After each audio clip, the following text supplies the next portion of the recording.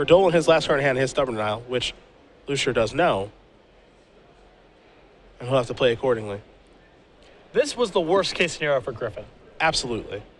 I think that if he suspected that Whisperwood Elemental was a card that Brian could produce, he would not have tapped out last turn for Dragon Lord Ojutai.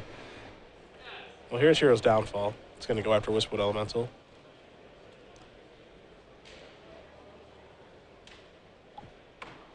Just going to sacrifice there. Interesting to see him not even try to fight with Stubborn Denial.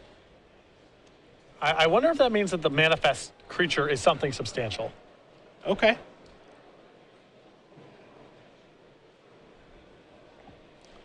That play makes sense if there's something big down there. Okay, that play makes sense then. Because, you know, Brian knows that Griffin knows about the Stubborn Denial, so he's picking that fight, that turn, because he assumes that he can win it. What Brian now has done is said, all right, well, you've burned off 2 mana that you can't use this turn, most likely. A turn where you're anticipating being able to counterspell something, and now you have to slog through the Stubborn Denial again next turn. There's Ultimate Price. There's a Stubborn Denial, finally. I think we'll finally see the Slumgar Scorn here. So Griffin gets to win this.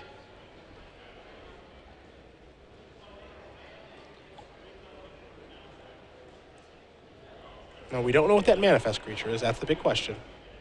But the card in Brian Dolan's hand, this is one that Griffin does not know about, is another copy of Whisperwood Elemental. And that's going to put Griffin back into the same jam. And I don't think he has an answer in his hand right now. It looks like his hand is Crux of Fate, Dig Through Time, and Slumgar. Yeah. So this is a couple turns down a row where it looked like, if you're in Griffin's seat, it looks like you're about to lock up the game. And Brian just keeps on cranking out these cards that are the worst case scenario for you. And he's just done it again. There's another Whisperwood Elemental. Trigger Manifest.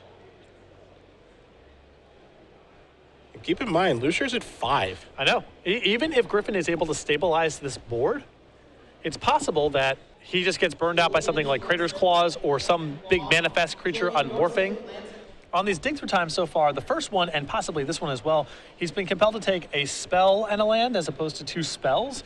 And that's not what you want to be doing with Dig Through Time. You want to make your land drops and then get a Dissolve and an Ultimate Price and bury your opponent that way. Instead, Griffin's been forced to take 1 spell and a land, and Brian's Whisperwood Elementals are allowing him to overpower the 1 spell Griffin has gotten up to this point. Here's 5 mana. Crux of Fate. I bet he's going to select to destroy all non-dragons. Which is actually a really good combo in this situation. There are the manifest creatures. It was a Courser and a Wild Slash. So Crux of Fate actually looking really good in this situation. And now the Foul Tongue Invocation is great here for Griffin as well. It takes care of the last creature. It allows him to gain 3, which pushes him out of Crater's Claws range now that there's no 4-power creature in play. So this is a very good setup. Yeah, since this would be a pretty good turn. Ojutai going to come across. Disdainful Stroke might be the selection. It looks like it is. Yeah, I like taking Disdainful Stroke here. At this point, the cards Griffin's got to be worried about are really expensive haste creatures or Crater's Claws. There's Foul Tongue Invocation. Let's see what this manifest was. It was Crater's Claws. There you go. And if that wasn't the card that was on Lussier's radar before, it certainly is now. Yep. There'll be some life gain there from the Foul Tongue Invocation. And we head back Brian's way. Wow. I mean, Brian is not out of it. He is making this hard. This game looked like Griffin was going to very easily win. And it's just every turn, it's, yep, that's really bad. Yep, that's really bad. I think he may be unable to beat a blocker plus a Disdainful Stroke at this point. Yeah. But Griffin's also got to be careful here because he's got to make sure that he can get enough cards out of his hand to make sure that he doesn't die to the monstrosity trigger from the Stormbreath Dragon. One of the cards in his hand is a counterspell. Another one is a Thought Seize, which doesn't really help for these purposes. Yep. We'll take a look at Dragonlord Ojutai. We'll see if this is a trigger that you actually have to do. Just combat damage to the player. Yep, you look at the top 3 cards. Okay, so you have to. Dragonlord's Prerogative, not you. probably going to say no to that. BioBlight's at least castable, so Yes. that's fine. And reorganize the mana here, will Griffin. Now here's Slumgar. Hexproof pretty important here too. Pass that turn back.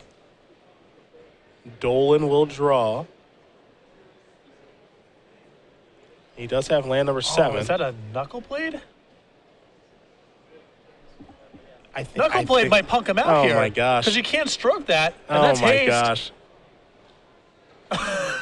And he can't. I don't think he has the mana. Oh my goodness. I don't think he has the mana to cast BioBlight either. He's got Swamp and Temple.